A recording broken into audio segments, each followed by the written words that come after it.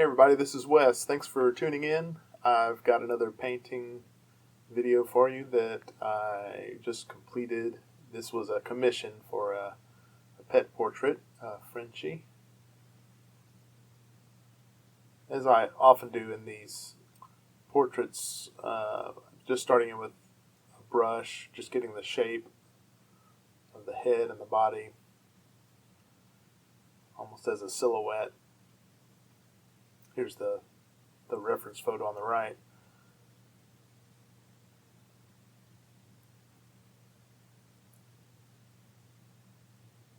Just figuring out where the shape is in relation to the canvas, which is going to be slightly different from the reference photo.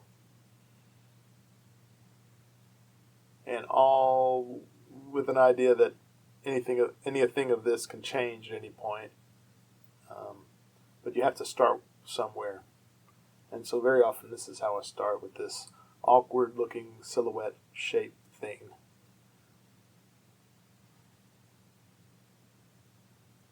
Sometimes it's the vague color of the thing, sometimes it's not. This just so happens to be around the same value and color, indicating the couch there.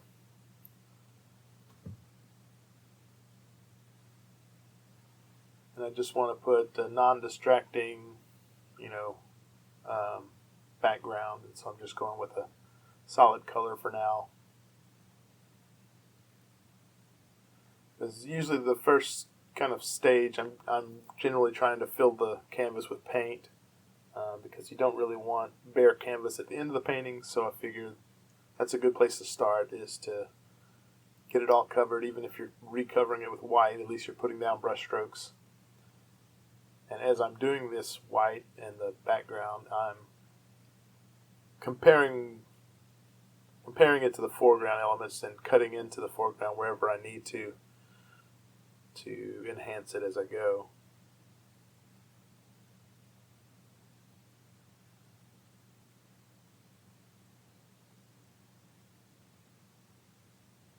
And that's kind of stage one finish. Now I'm coming back after a time.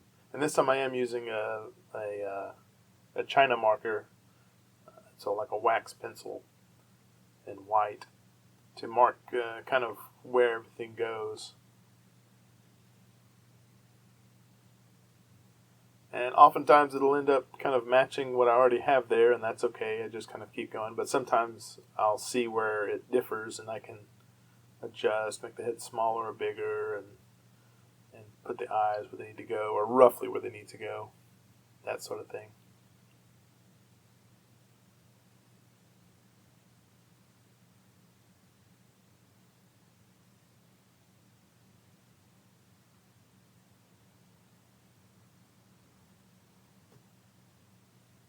The biggest hurdle you have to get over during these early stages is you're not really looking at it as a finished painting yet. You're kind of looking toward the finished painting, but you can't really assess the painting as a finished painting in any of the steps until the end. So my paintings often go through many phases of ugly painting until it finally you clear it all away and get to the better part.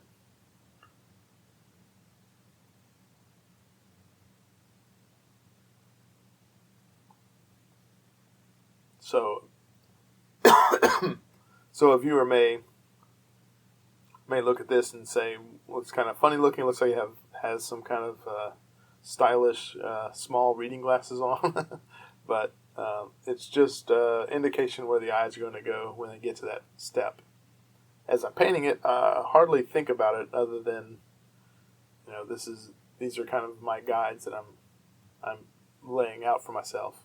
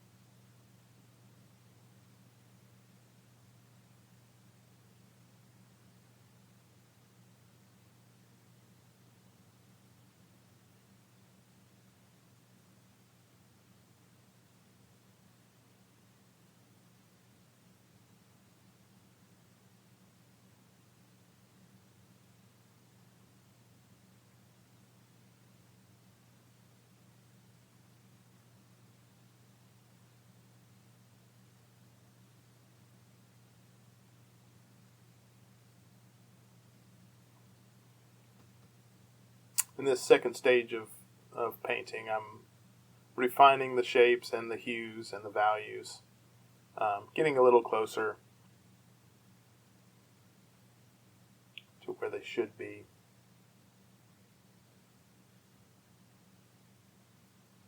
Kind of figuring it out as I go, if that makes sense.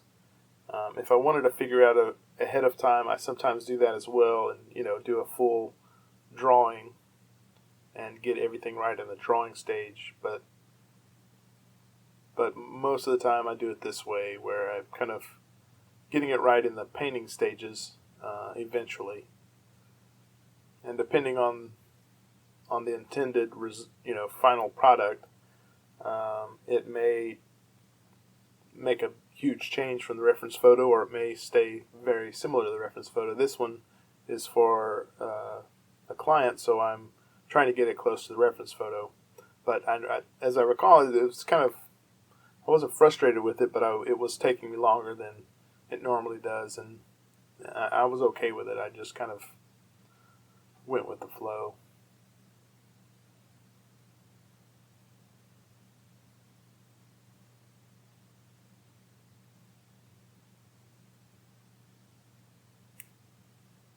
You'll see my shirt change several times. It's just because I kind of set this one aside several times and went back to it, the next day or a few hours later. Kind of finished it between doing other stuff throughout probably a 3-day span.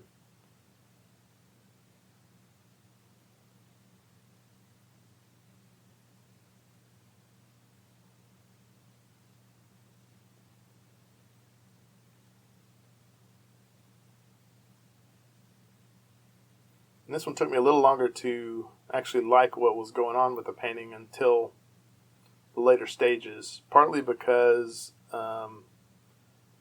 my reference photo is on a monitor to my left, and it's not, it's about, 6 feet away from me, and not very big, so the details, at my age, the eyesight's getting a little fuzzy, so, you can kind of get the basics down, but then you have to get in close to see details. So I'm kind of going with, the basics here, get the rough outlines and the basic shapes where they go. And towards the end, I remember I finally got my phone and kind of put the photo on it so I can get it right at my hand to see up close. And that helped with the final stages, but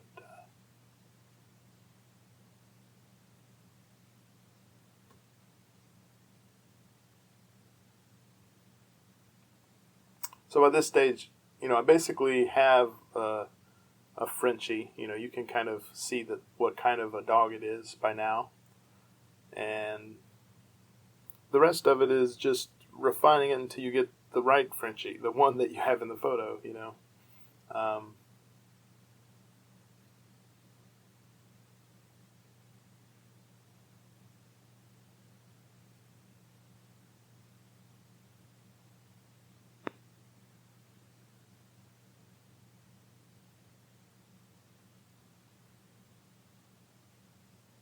Watching back some of this, it's funny how hesitant I can be, but I'm really just kind of trying to figure out what needs correcting on each little part. And I often won't fix a part all at once. I'll start on one part and then end up moving to another section of the painting. For instance, the ear that I had started on a minute ago there, it's not quite right yet. It's a little thick, and I didn't get the shape totally right, but I was working on that one edge, and that led me to some other little detail, and that's why I've drifted away from working on that ear. Another thing I'll often do is when I have a certain color on my brush, is I'll stick with that color wherever it shows up throughout the painting. So if I happen to get a dark color, I'll move on to another dark section of the painting rather than clearing the brush and putting a lighter color, for instance, in the same place where I was working, unless I just feel like doing that. But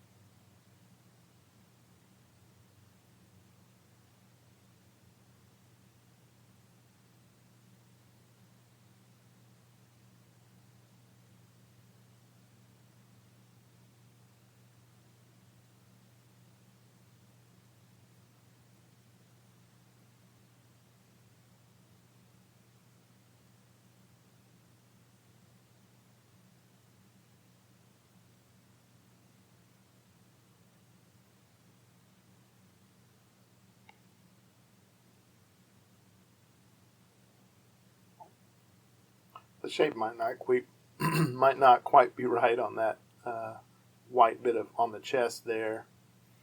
In fact, the chest itself is misshapen slightly, but at least I got the color there with the white and the shadows. I think all that looks good. All this yellow I'm adding to the fur, I could tell during that phase that it was just too much green. I had picked up some blue with the yellow somewhere and ended up with this weird green color. And but as I've almost a theme with this painting, I kind of put that off till later. I'll fix the color later.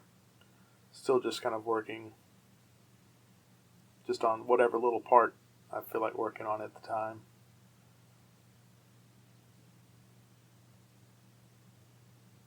Some paintings come together quickly for me. Some I just end up, dawdling around with for a while.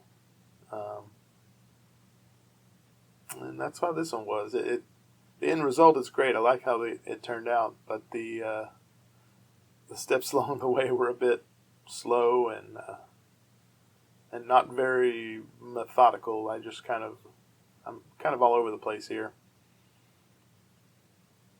It's a little annoying for me watching it, to tell you the truth, but I don't mind sharing because, well, it turned out in the end.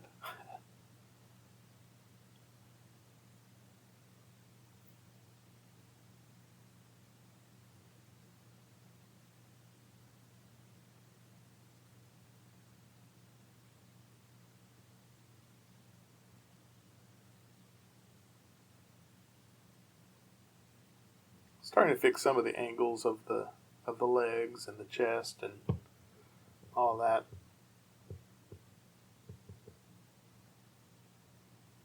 Still not there yet, but starting to.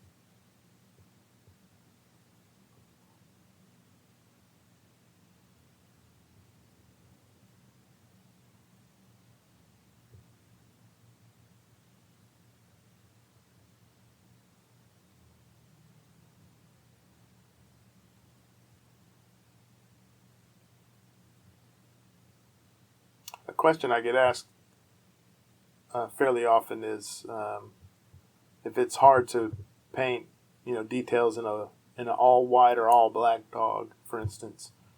And I don't find it too hard. It's basically the same with any painting that I'm using a reference photo on. I'm looking at what I see in the photo, and if I see a little hint of light on the edge of a nose, then I put it in the painting. If it's not there, I leave it out. If you can't see, the eyes or part of the eyes, you just leave that part out. Because if you get it like the reference, you should get what the reference photo looks like. Of course, sometimes you want it to look a little better than the reference photo. For instance, the highlights in the eyes, you kind of want to have that in there to give it that impact. This one had great highlights in the eyes, and it wasn't a bad photo, but sometimes you get, out of focus photos or other problems with it. Anyway, that's something that even experienced painters need to remember is paint what you see, not what you think should be there, By the way, I finally got my phone, and so I can get to seeing the details a little better. And can zoom in on the face and other details. And I'm working with my little liner brush now just because there's a lot of details in the fur and just lines that are going through the fur on the dog. So I just started using that instead of the 1/2-inch brush. I usually try to wait to the very end for that, but this was a little closer to using some kind of like an ink pen or something just to get a line down where it needed to be, that sort of thing. That's why I'm using it here.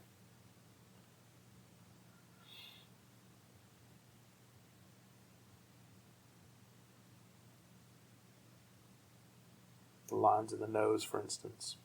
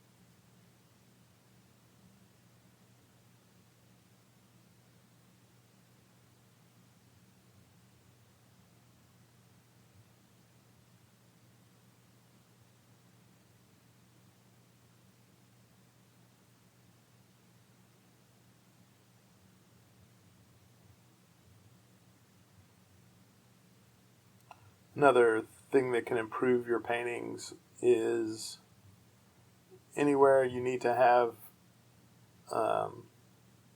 good detail, you need to make sure that you have crisp lines and that you aren't dealing with faded lines that aren't distinct and clear.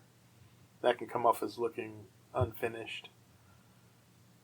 In this one, I'm not sure exactly when I do it, but somewhere along the way I almost outline part of. I'm kind of doing that here with some of the sofa there, for instance. Almost outlining certain parts to give it a little more, oomph, a little more detail.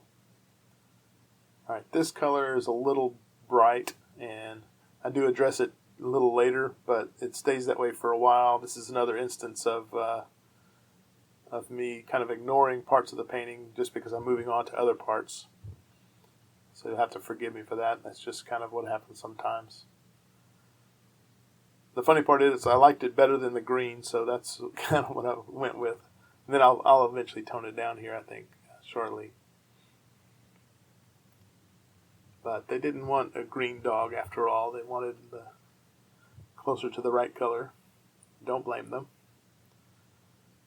And the eyes have that lighter chestnut brown to them, so I added that into the eyes,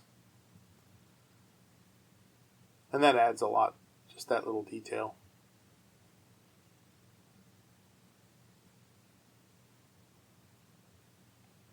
And then darkening areas that have become a little lighter gray that should be dark black. That's another good tip, is to go back and strengthen those darkest darks and lighten the lightest lights.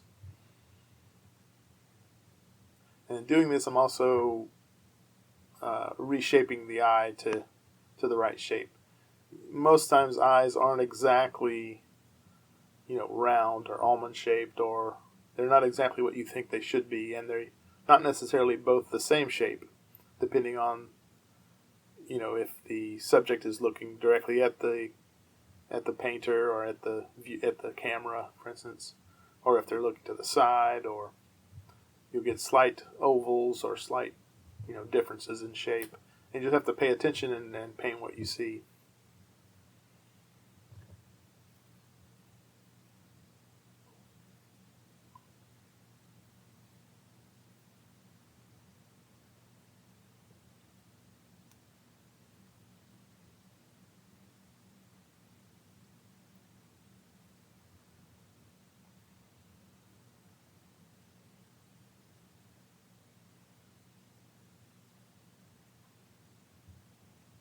another thing that keeps distracting me concerning the fur there, the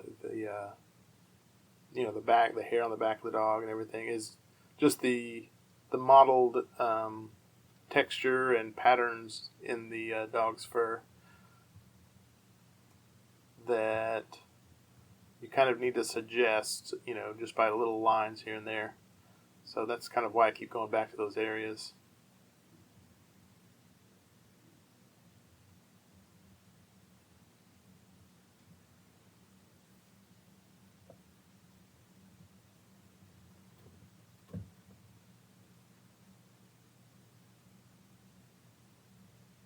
And with that sort of thing, with the texture and, details like that aren't really details so much as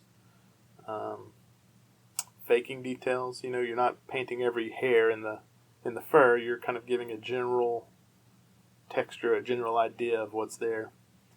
But my take on that is just to try it out, just kind of like I did from the start of the painting. You kind of put something down. If that doesn't look right, you paint over that with something else. Keep trying something until it starts to work. You start to see the right type of pattern. Then you can repeat that in other places. And you also want to try not to overdo that sort of thing.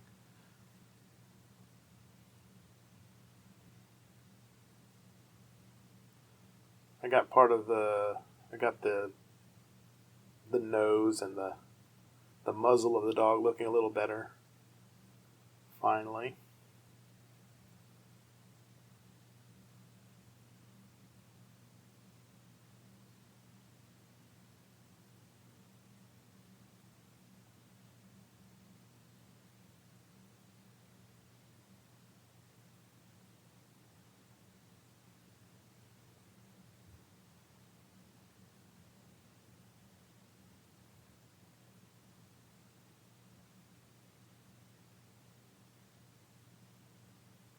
There I am, kind of adding a little line work to the edges just to clearly define the outline of the dog.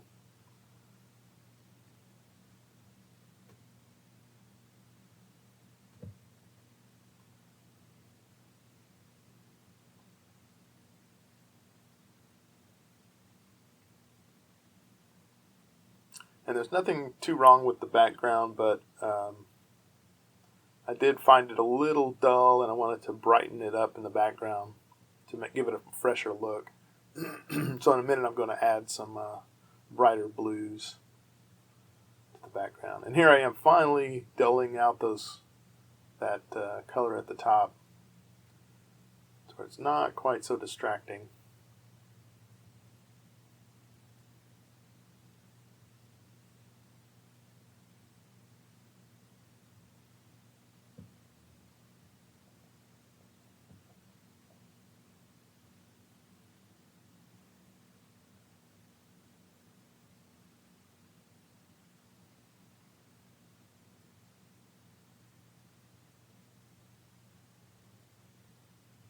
And somewhere along the way, the painting is looking a little better, looking closer to the reference photo. Close enough for, my goals for the painting. I never want it to be, in the realm of realism. That's what photographs are for. A painting should still look like a painting. And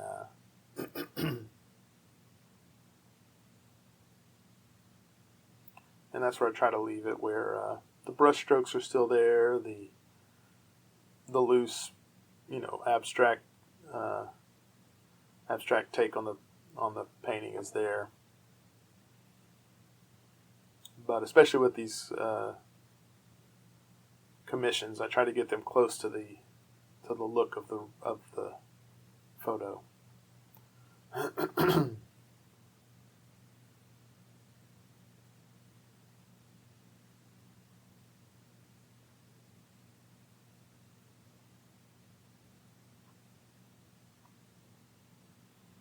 Here I am adding that blue into the background. It's almost a cobalt blue.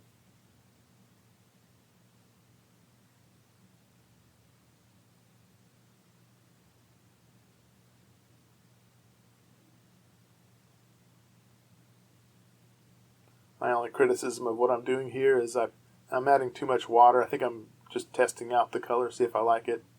I should have just went in with thicker paint just to get it over with and fill it all in. But I do eventually here.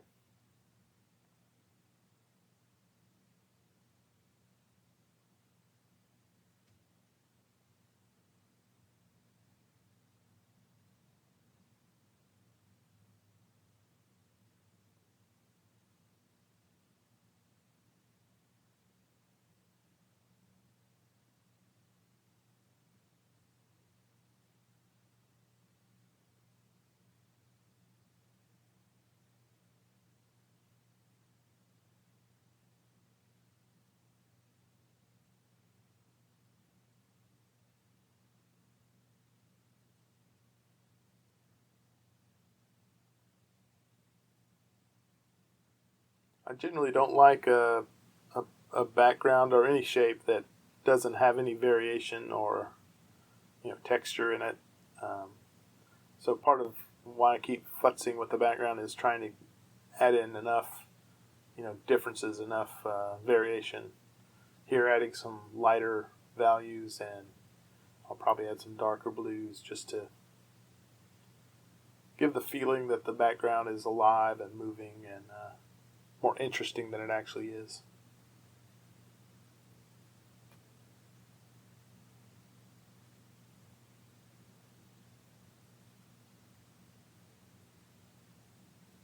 And then I'll tone down areas that are a little too wild and get the right balance going.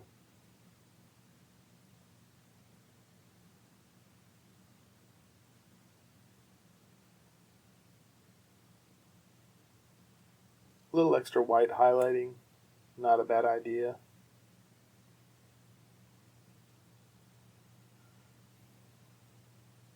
The painting's getting close to finish now.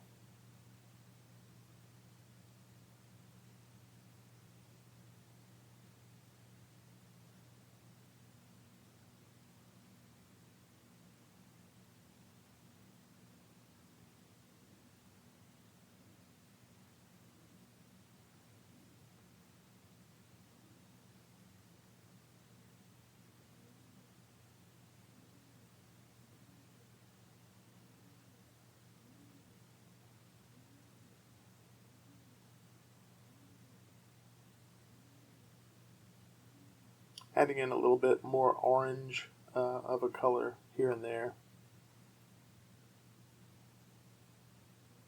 Again, trying not to overdo it, but but seeing that the color is present in the fur, in the coat, I figured that would be a good addition.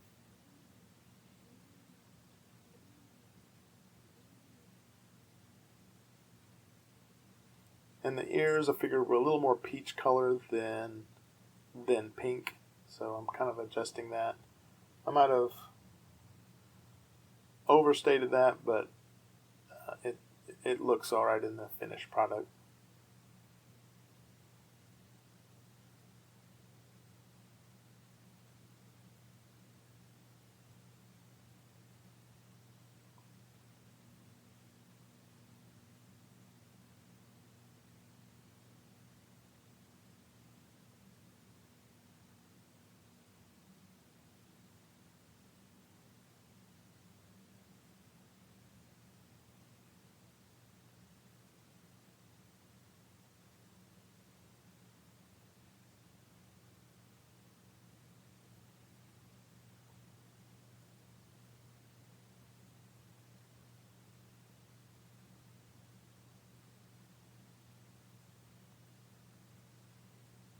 And then the final little stages here, I'm just checking for any little, highlight that could add something to the finished painting.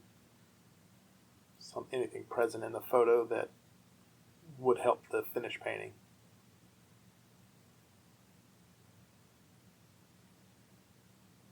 And there was a hint of pink, or it may have been a reflected, red or reflected warmth to just under the chin, so I kind of added that in. That's nice. Again, it's not a matter of getting it exact. I'm kind of looking to get it very close and then get feedback from the client and see how they like it, make some changes, and come up with a good compromise between the reference photo and a piece of art.